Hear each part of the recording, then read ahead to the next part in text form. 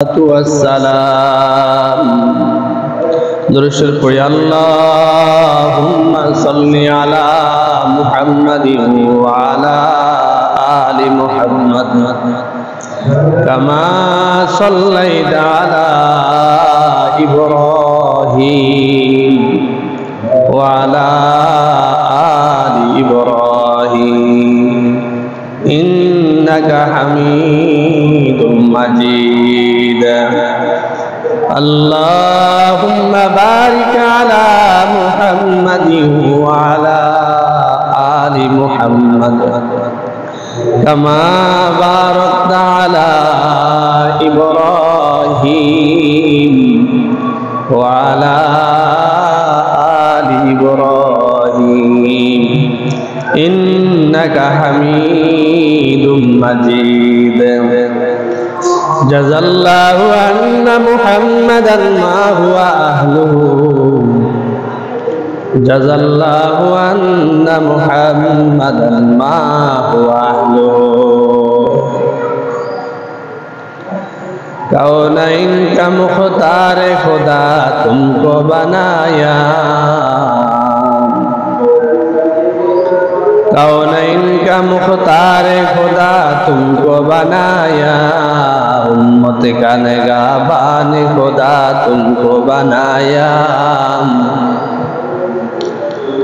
उम्मत का निगाहबान खुदा तुमको बनाया या रब मेरे आँखों में समा जाए मदीना या रब मेरे आँखों में समा जाए मदीना मुद्दत से मेरा दिल में तमन्नाए मदीना मुद्दत से मेरे दिल में तमन्नाए मदीना तलवार पकड़ के निकल मैदान आसीर तलवार पकड़ के निकल मैदान आसीर दुश्मन की मुकाबिल तो लगा नाराए तकबीर दुश्मन के मुकाबिल तो लगा नाराए तकबीर ओ तो मर्द मुसलमान ओ तू मर्द मुसलमान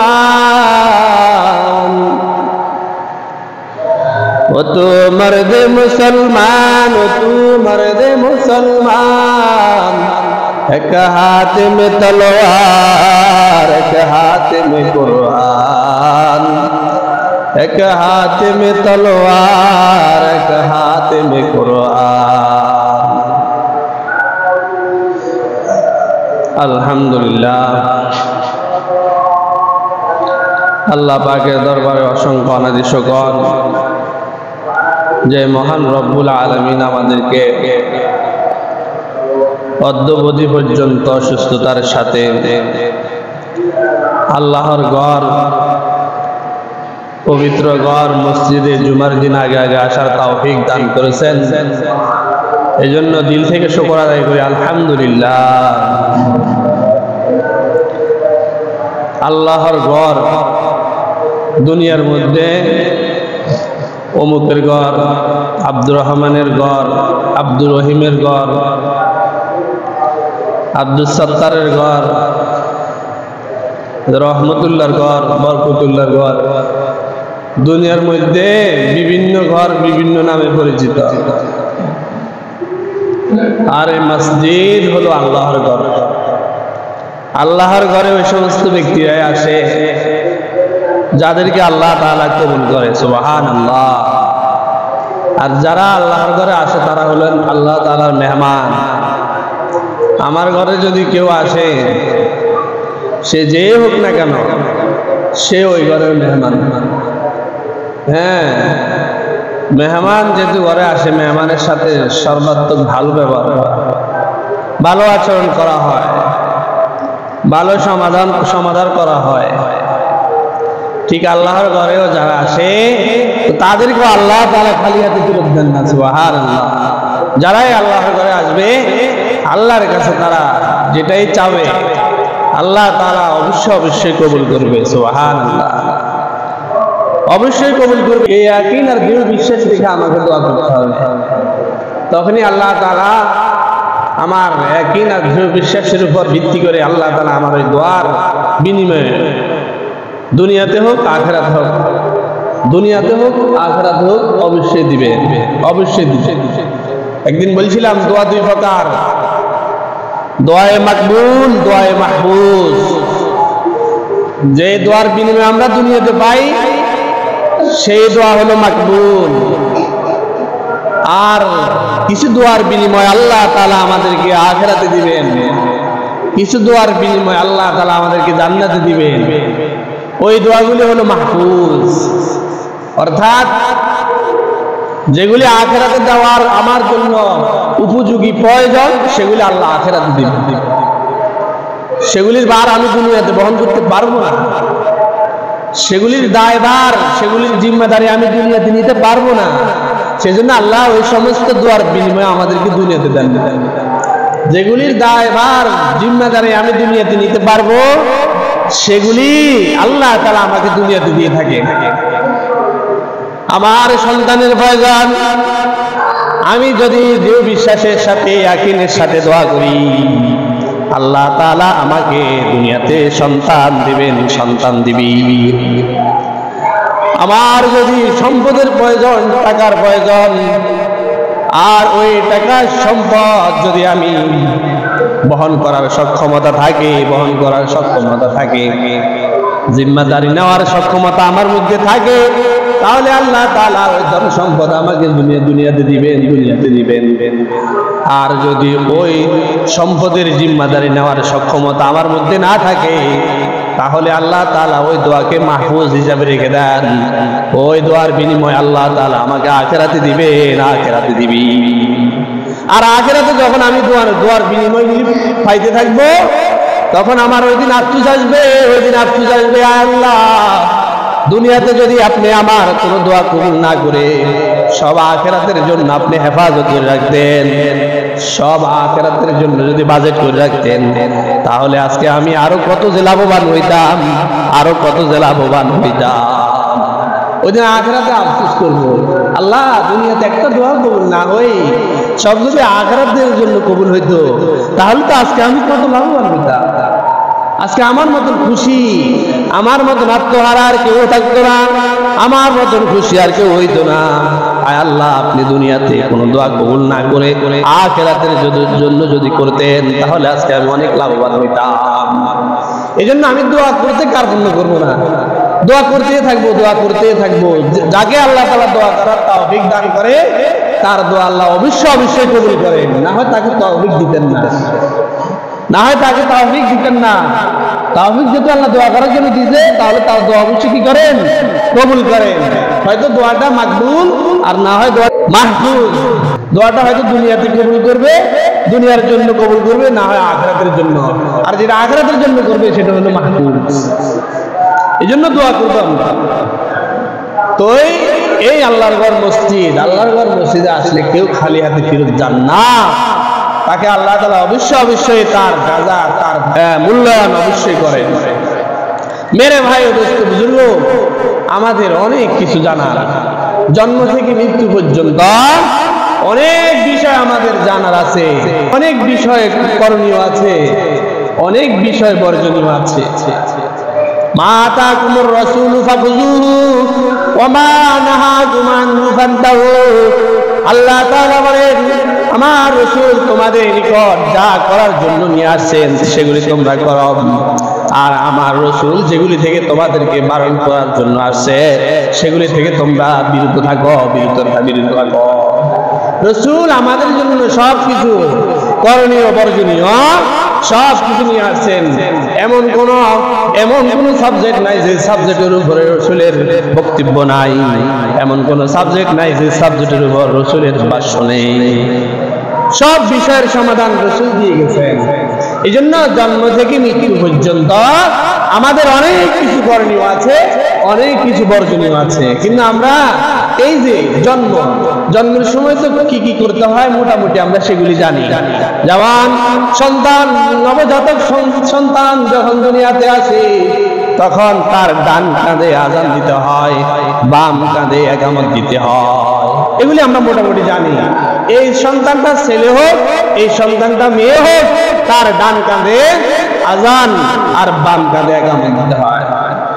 এরপরে ওই সন্তানের 7 দিনের মাথায় নাম রাখা সুন্নত, 7 দিনের মাথায় তার আকিকা করা সুন্নত, 7 দিনের মাথায় আকিকা এবং নাম রাখা, এগুলো হলো সুন্নাহ। রাসূল বলেছেন, এবং ওই নবজাতক সন্তানের চুল সমপরিমাণ, ওই নবজাতক সন্তানের চুল পরিমাণ স্বর্ণ মুদ্রা শব্দ করে দেওয়া, এটাও সুন্নাহ। যাই হোক, জন্মের সময় এই সমস্ত জিনিস করণীয়, এগুলি আমরা মোটামুটি সবাই জানি। কিন্তু আমার শেষ বিদায়ের সময় আমরা কিন্তু অনেকেই জানি না যে জন্ম মৃত্যুর সময় কি করণীয়, এগুলি সম্পর্কে আমরা অনেকেই জানি না। যে যার মতন করে আমরা এটার সমাধান দিই, যে যার মতন করে আমরা আমল করি, যে যার মতন করে এখানে আমার মত মানে উপস্থাপন করি।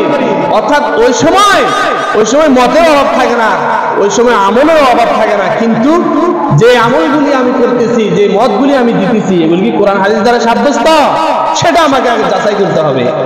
মানে আমরা সবাই হুজুর হয়ে যাই, সবাই বড় মুহাদ্দিস হয়ে যাই, সবাই বড় নিজের জায়গা থেকে বড় মুফতি হয়ে যায়। মনে হয় যে জানাজা পড়াইতে আসছে, যে হুজুর জানাজা দিচ্ছে, যে হুজুর দাফন কাফনে শরীক হচ্ছে, উনি মনে কিছুই জানে না। আমরা প্রত্যেকে তখন আলেম হয়ে যাই, একবার প্রত্যেকে তখন মত উপস্থাপন করি, এই দোয়া সেই দোয়া, মানে দোয়ারও শেষ থাকে না, মতেরও শেষ থাকে না। আমাকে জানতে হবে এ আমার মৃত্যুর সময় কি করণীয়, কি বর্জনীয়। শুনে দেখে আমল করলে হবে না।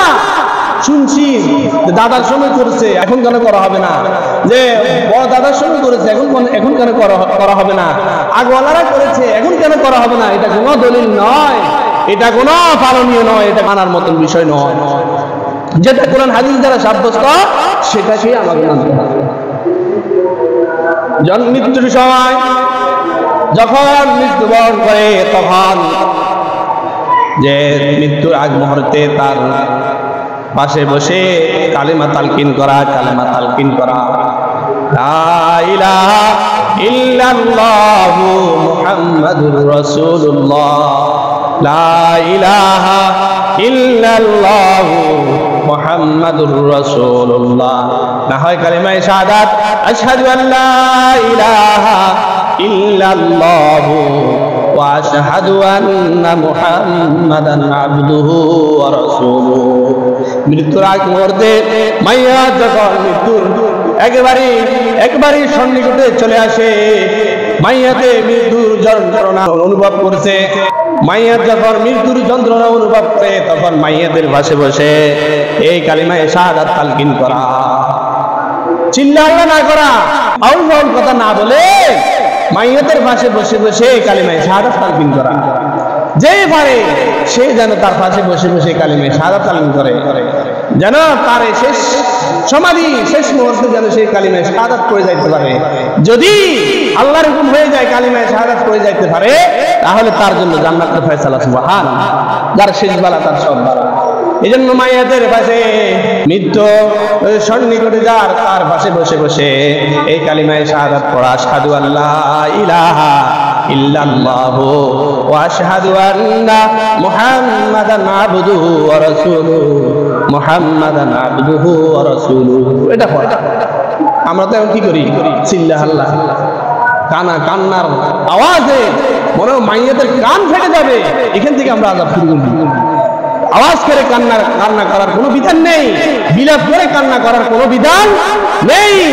এখানে শুধু চোখের পানি ফেলানো, যারা এখন নিজের আত্মীয় স্বজন, একেবারে ছেলে মেয়ে স্বামী স্ত্রী বাবা, যারাই যে হোক না কেন, শুধু এখানে নীরবে নিথরে বসে চোখের পানি ফেলায়। আর দোয়া করবে, এই কালিমা তালকিন দিবে। যখন মৃত্যু হয়ে যাবে তখন মাইয়াতকে সোজা করে ফেলবে, চোখগুলির উপর হাত বুলাই দিবে। অনেকের চোখ খাওয়া থাকে, চোখগুলিকে মিলাই দিবে, চোখের পর্দাগুলিকে মিলাই দিবে। আর পাওগুলিকে সোজা করে ফেলবে। অনেকে হাত পাও বাঁকা হয়ে যায়, বাঁকা থাকে। এই জন্য সাথে সাথে মৃত্যুবরণ করার সাথে সাথে হাতগুলিকে পাগুলিকে সোজা করে ফেলবে এবং পায়ের বৃদ্ধাঙ্গুলির সাথে ডান পায়ের বৃদ্ধাঙ্গুলির সাথে বাম পায়ের বৃদ্ধাঙ্গুলিকে কোনো কিছু দিয়ে বেঁধে দেওয়া যাতে করে আর নাড়াচাড়া করতে না পারে, আর বাঁকা হওয়ার জন্য সুযোগ না থাকে। এই জন্য নিয়ম হলো ডান পায়ের বৃদ্ধাঙ্গুলিকে বাম পায়ের বৃদ্ধাঙ্গুলির সাথে বেঁধে দেওয়া কিছু। মৃত্যুর পরে এগুলি করণীয়। আমরা কি করি? সবচেয়ে উত্তম হলো মাইয়াতকে যে খাটে করে কবরস্থ করবে সাথে সাথে ওই খাটের উপরে শোয়ে ফেলা, ওই খাটের উপরে শোয়ে ফেলা, যে নিজের ঘরের খাট এবং কোনো ধরনের কোলের মধ্যে না শোয়ানো, এটা হলো উত্তম। যদি এমন ব্যবস্থা না থাকে তাহলে ঠিক আছে, ঘরের মধ্যে খাটে থাকো আর ওই যে কোলের থাকো, কোনো সমস্যা নেই।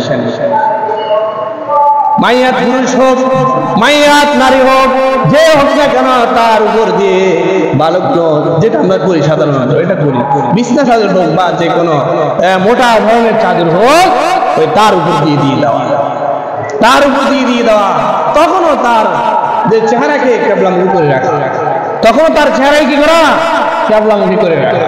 এরপরে মাইয়াত যদি মহিলা হয় তাহলে তার যারা নিকটতম মহিলা অর্থাৎ মেয়ে আর তার বোন বা তার বোনের মেয়ে বা তার শাশুড়ি বা তার মা, যারা নিকটতম মহিলা তার একেবারে নিকটে, তারা যেন তাকে কি করে? গোসল দেয়।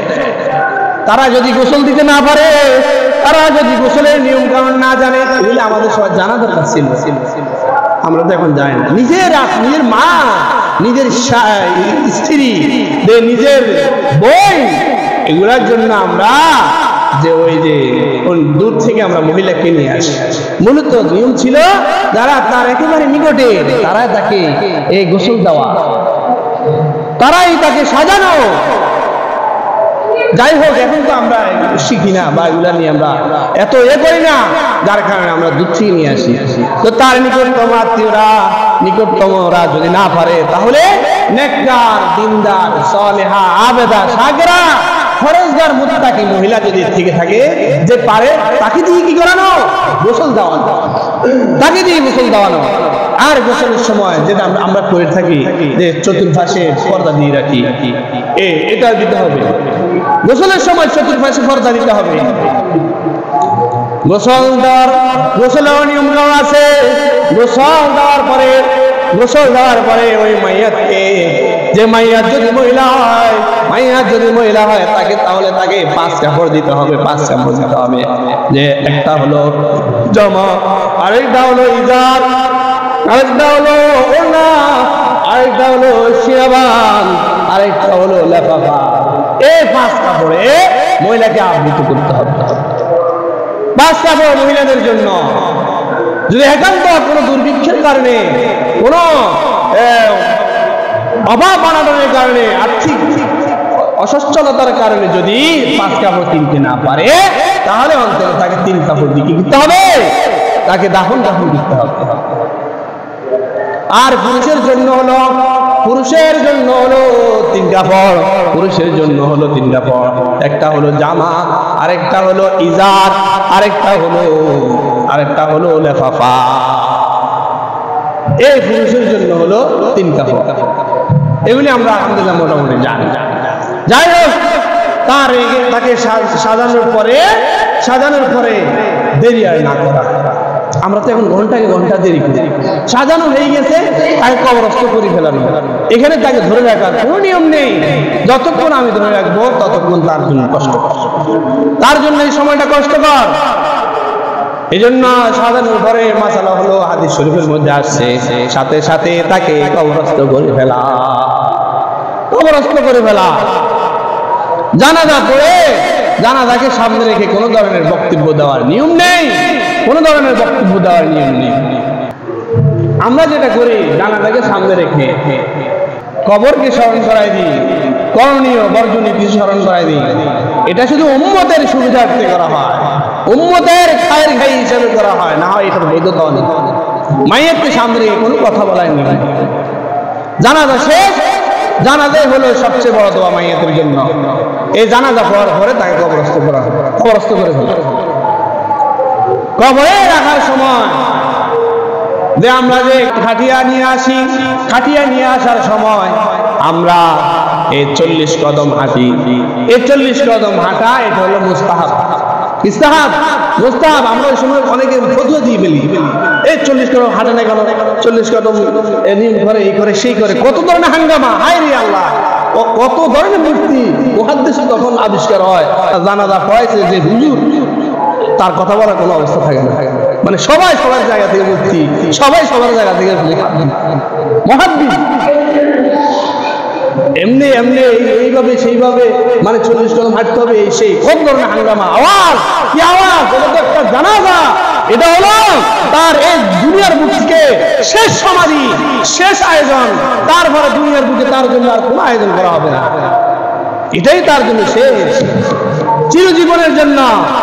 তার এই শহরে, এই গ্রামে, এই বাড়িতে তার কত আনাগোনা ছিল, তার কত বন্ধু বান্ধব ছিল, কিন্তু তার জন্য এখন আর কিছুই করার নেই, কিছুই করার নেই।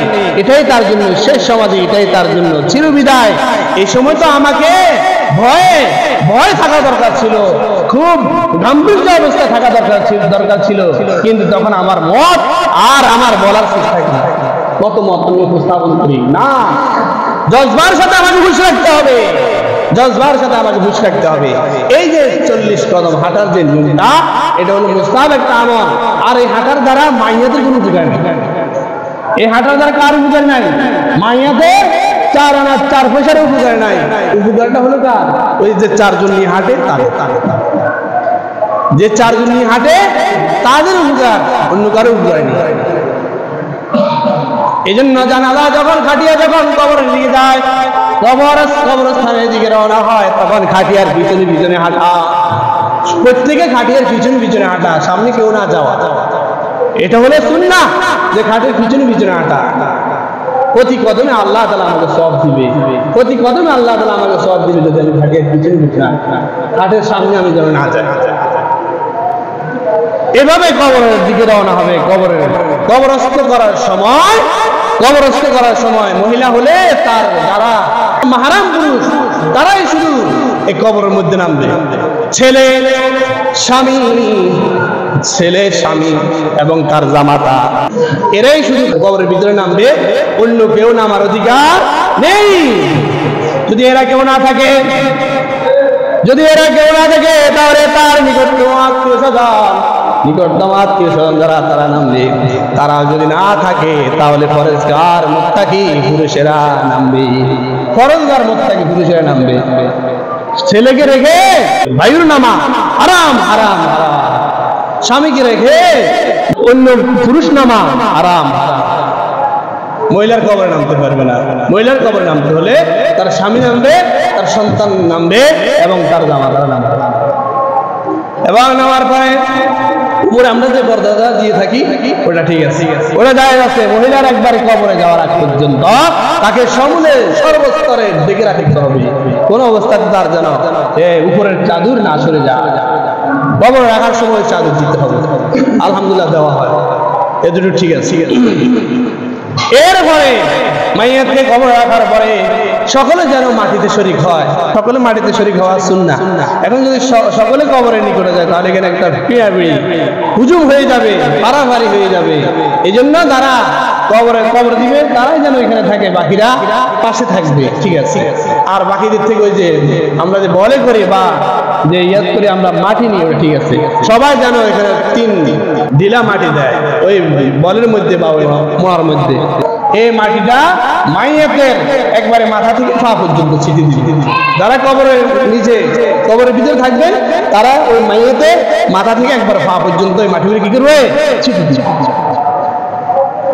এরপরে ধীরে স্থিরে কবরের মধ্যে যে রাখার সময় এবং মাটি দেওয়ার সময় কি পড়বে?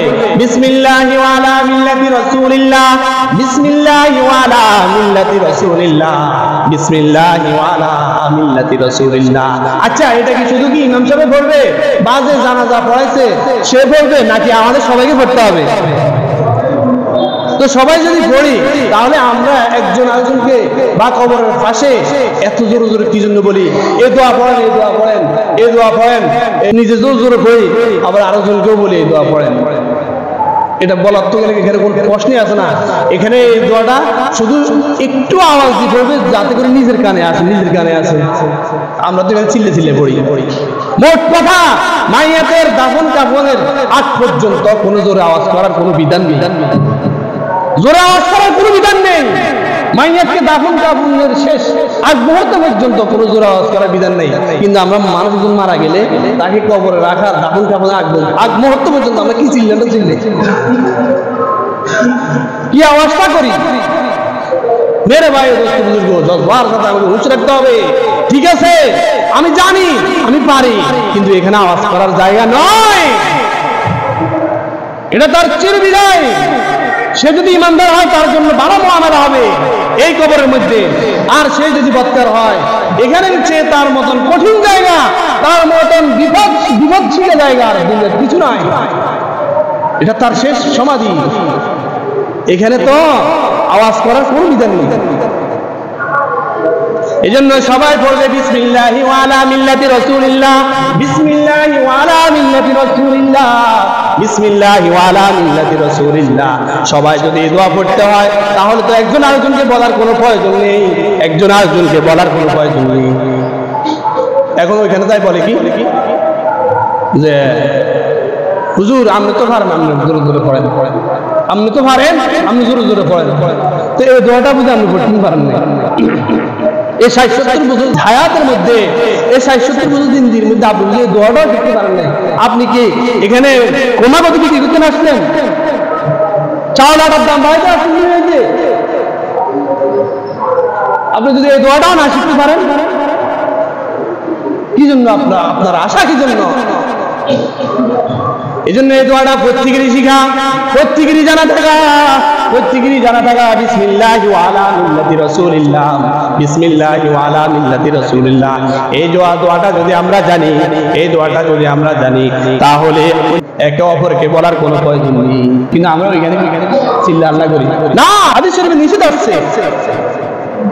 আরেকটা দোয়া, মিনহা খালাকনাকুম ওয়া ফিহা নুঈদুকুম ওয়া মিনহা নুখরিজুকুম তারাতান উখরা, তারাতান উখরা। এটাতে আমরা পড়ি। এটা পড়ার ব্যাপারে হাদিস শরীফে আছে। শুধু আসছে কি ওই দোয়াটা, বিসমিল্লাহি ওয়া আলা মিল্লাতি রাসূলিল্লাহ, এটা পড়ার কথা আসছে। মিনহা খালাকনাকুম ওয়া ফিহা নুঈদুকুম ওয়া মিনহা নুখরিজুকুম তারাতান উখরা, এই আয়াতটা পড়ার কথা আসে নাই। এখন আমরা সবাই আওয়াজ মিছিল দিই, সবাই সুর মিলায় এই দোয়া পড়তে হবে। যার মতন পারে পড়তে আছে, কেউ ভুল পড়ে, কেউ শুদ্ধ পড়ে। আর যেটা শুদ্ধ পড়লে তো এখানে শুদ্ধ পড়ার কথাও নাই, আর সেদিকে আমরা ভুল পড়া নিয়ে বাড়াবাড়ি করি। কি দরকারটা আছে এখানে আপনাকে এই পণ্ডিতটা করা? এটা পড়ার ব্যাপারে তো হাদিস শরীফে কিছু আসে না, কোরআনেও কিছু আসে নাই যে এটা এখানে পড়তে হবে। তাহলে আমরা কেন যে শুদ্ধ পড়ার কথাও নাই, আর আমরা ভুল পড়া নিয়ে কি করি? হাঙ্গামা করি, দরকার নাই। তো তাহলে এখানে আমরা কি করণীয়? একটা প্রশ্ন জাগে না বাগে? একটা প্রশ্ন তো জাগে, এখানে কি করণীয়? এখানে করণীয় হলো আমরা কি করবো? ইস্তেগফার করব। আস্তাগফিরুল্লাহ, আস্তাগফিরুল্লাহ, আস্তাগফিরুল্লাহ, আস্তাগফিরুল্লাহ।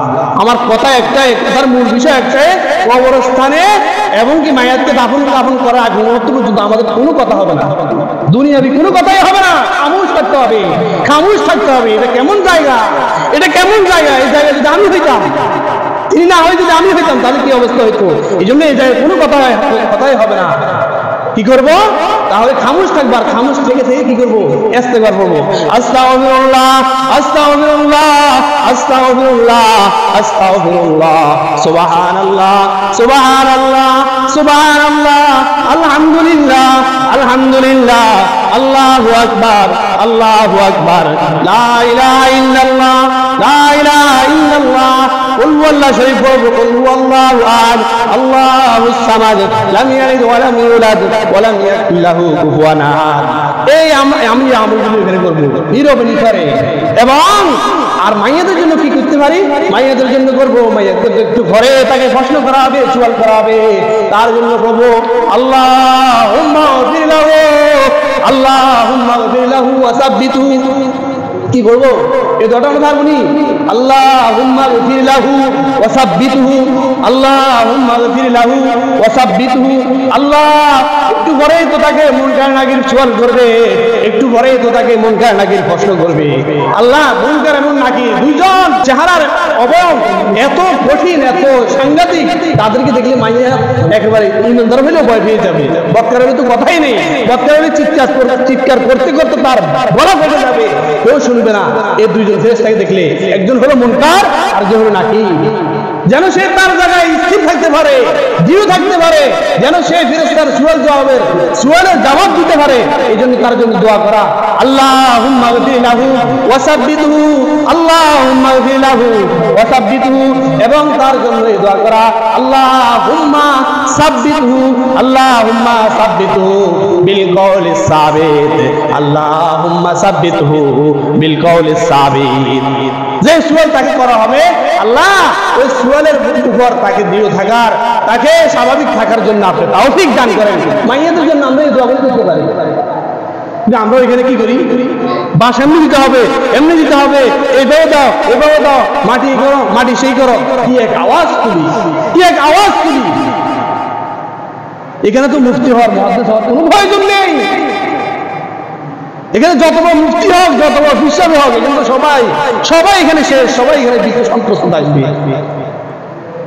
এটা কেমন মুআমালাটা, তার সাথে কেমন মুআমালাটা হইতেছে, কিন্তু আওয়াজ করার খুব প্রয়োজন নেই। কিন্তু আমরা কি করি? মেরে ভাই দোস্ত বুজুর্গ, হুঁশ থাকা লাগবে। হযরত, আমি শেষ করে দিচ্ছি, সময় ওভার হয়ে গেছে, শেষ করে দিচ্ছি। হযরত সাদ ইবনে মুআয রাদিয়াল্লাহু তাআলা আনহু, সাদ ইবনে মুআয রাদিয়াল্লাহু তাআলা আনহুর জানাজার মধ্যে রাসূল এবং সাহাবায়ে কিরাম সবাই শরীক হয়েছে। সাদ ইবনে মুআয কত বড় সাহাবী, আল্লাহ রাসূলের কত বড় সাহাবী। জানাজার মধ্যে সবাই শরীক হয়েছে, জানাজা শেষ হয়ে গেছে। সাহাবায়ে কিরাম বলল, ইয়া রাসূলুল্লাহ, ইয়া হাবিবাল্লাহ, আমরা চলে যাই, জানাজা তো শেষ। তখন রাসূল বলেছে, তোমরা সবাই দাও, তোমরা সবাই দাও, তোমরা সবাই পড়ো সুবহানাল্লাহ সুবহানাল্লাহ সুবহানাল্লাহ সুবহানাল্লাহ। সাহাবায়ে কিরাম বলেন, আমরা পড়তেছিলাম সুবহানাল্লাহ সুবহানাল্লাহ, সাব্বাহনা বিজামানিন তাওয়িলিন, সাব্বাহনা বিজামানিন তাওয়িলিন। আমরা অনেক লম্বা সময় পর্যন্ত সুবহানাল্লাহ বললাম। এরপরে কিছুক্ষণ পর রাসূল বলেন, তোমরা পড়ো আলহামদুলিল্লাহ আলহামদুলিল্লাহ আলহামদুলিল্লাহ আলহামদুলিল্লাহ। আমরা লম্বা সময় বললাম আলহামদুলিল্লাহ।